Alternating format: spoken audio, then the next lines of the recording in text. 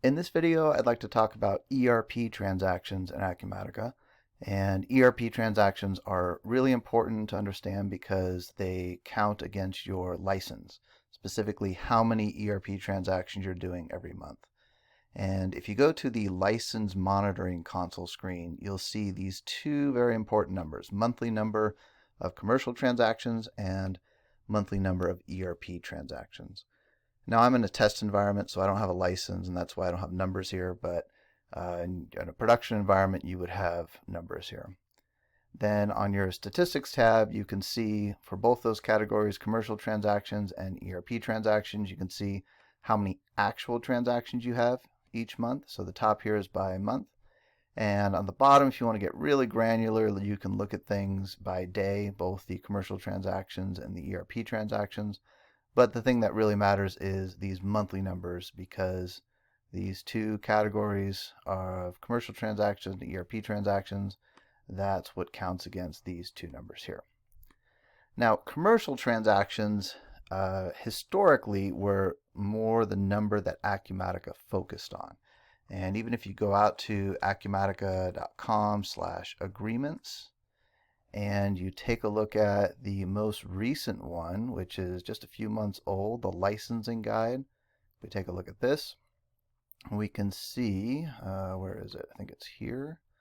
We can see that the main thing they're highlighting here by the different SKUs or versions, like an L1 SKU for Acumatica will give you 7,500 monthly commercial transactions, and L2, 10,000, etc. And here's where it defines what a commercial transaction is: sales orders, shipments, AR invoices. What is that? 1, 2, 3.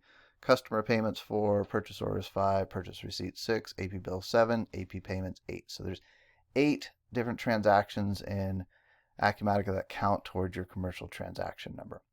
But I've always thought it's kind of funny because, what if you're using manufacturing module or field services or something that's generating transactions that doesn't land in one of these buckets? Hey, good for you. It doesn't count against your numbers. Or you build some custom screens and you're generating transactions there. It doesn't count against your numbers. So I've always thought commercial transactions were a little bit funny. And what I'm hearing is that Acumatica is more and more, even though in the licensing guide they've highlighted the commercial transactions, more and more Acumatica is caring about the ERP transactions. At least that's what I'm hearing. We'll see if that trend continues. Well, one, if that trend really is true, and two, if that trend continues. I don't mind it because to me ERP transactions make more sense. Basically, an ERP transaction is every time you press the save button in Acumatica. So it's a level playing field no matter what modules you're using, whether you've done customizations or not. It's very simple, to me at least, to understand what an ERP transaction is. And, I thought, hey, let's take a look at what those actually are. So this button here is new in 2024 R1. In previous versions, all you do is refresh the screen and the numbers update. I guess it makes sense to me that they'd have a button so it's not constantly refreshing the numbers.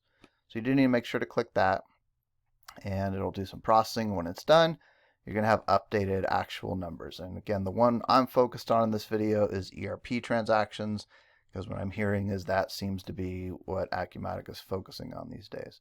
So you can see I've got 20 ERP transactions in July, and if I click on this, it's going to give me a breakdown of where they're coming from. Now, I wish they would sort by default by transaction count. Normally, first thing I do is I look for the biggest offenders. What's causing me to eat away at my monthly transactions the most?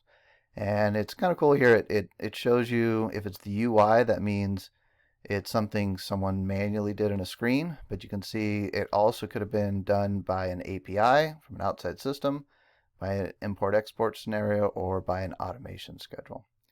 And so you can see this top one is just the UI. I think that's the simplest, and there are 7 ERP transactions out there currently.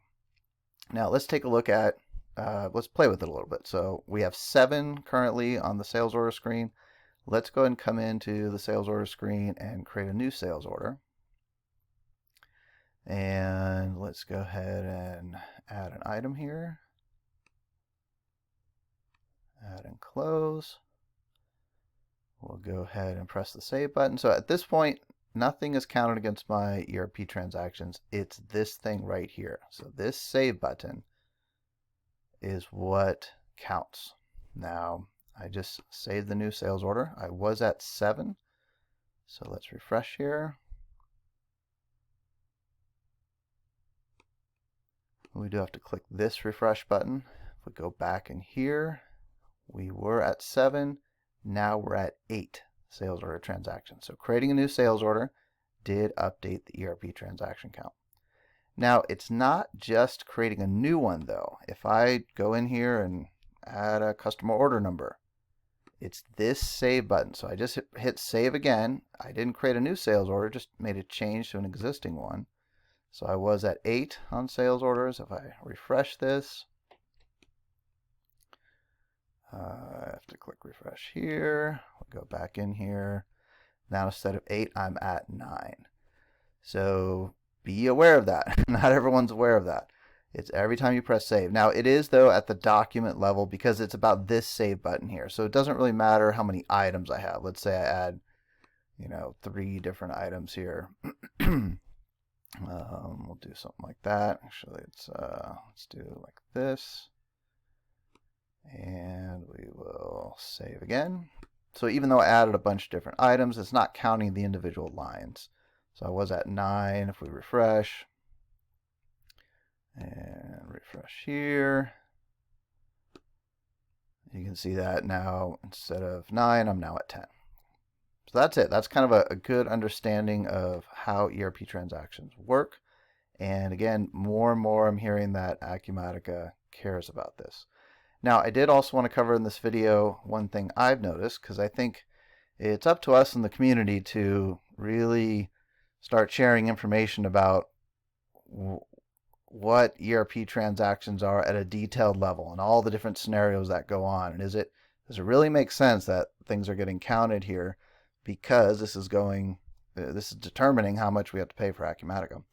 And I did notice this in a client's production environment. They were on 2023 R2, and they do have customizations involved. So I came over here to my local 2024 R1 environment, and I made sure to, let's see, I've got my video thing in the way here. Let me see if I can, there we go. So I did make sure, I want this to go away. There we go. All right, so you can see in this environment, I made sure to unpublish all of my customization projects. So there's no customizations at play. And because I was trying to validate this strange behavior that I noticed, or what I consider strange. So you can see on this screen here, process invoices and memos. You can mass release invoices, and I have a schedule set up on this screen, which is scheduled to run every minute. And it's scheduled to release any invoices that are sitting out there in a balanced state. Now, good news is, if we look at the history on this, if it runs, the schedule itself doesn't count against the ERP transactions, as long as it's not processing anything. So you can see this has been running every minute. And if actually I'll prove that to you. So this was at 9/11. Was the last one that ran, and we can see here for that process invoices and memos, you can see it's the automation schedule that's running. We're at an ERP transaction count of 4, but we should be able to see it already actually. So we were at 9/11. If we relaunch this and view the history, you can see it's now 9/12. At least it is on the East Coast, which is my Acumatica environment. I'm on the West Coast right now. So you can see now there's a 9/12 record in there. But if I go back here, I was at 4 for process invoices and memos.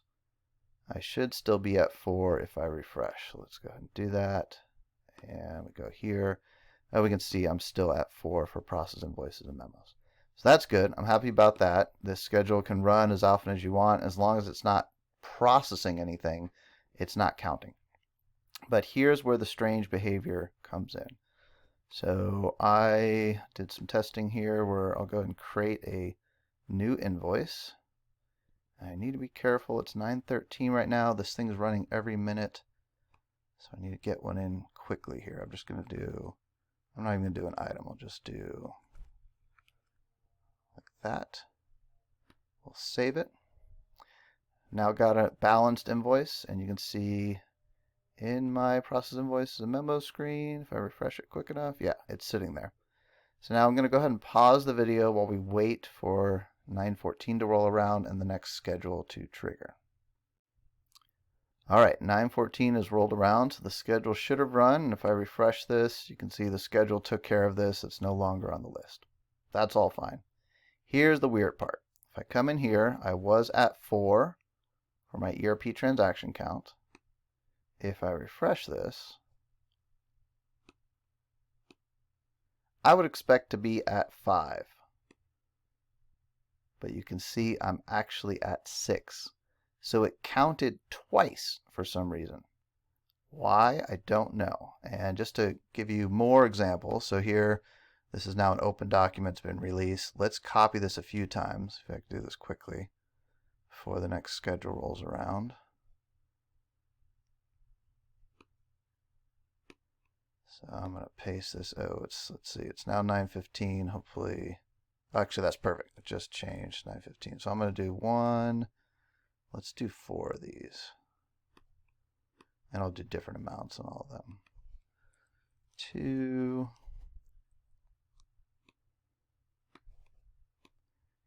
3.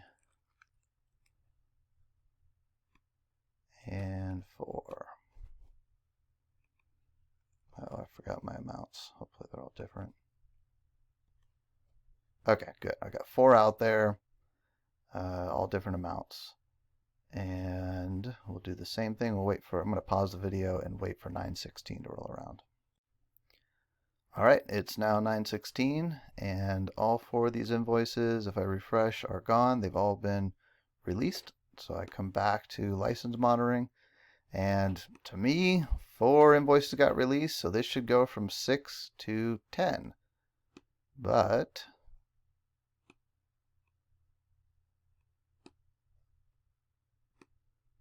you can see it actually goes from 6 to 14. So it added 6. Actually, no, it added 8. Right, that's right. So it added 8 for the 4 invoices. So each invoice is getting counted twice. And I think that's weird. So I'm going to open a discussion topic on this, but I think it's up to us in the Acumatica community. If it really is true that Acumatica is caring more and more about ERP transactions, we need to make sure there's no shady business going on. And this to me looks shady, but we'll see what kind of explanation I get when I open that community forum post. But again, this is an environment, a 2024 R1 environment with no customizations. You can see the specific build I'm on here. And for some reason, the automation schedule that's releasing invoices, we should see, yep, there's my 4 that processed. Each of those got counted twice, so they counted as 8 against my ERP transactions. We'll see if we can get to the bottom of that, but bottom line, ERP transactions are important, so it's important to keep an eye on them and make sure you're not going over, or you're going to start paying more for Acumatica.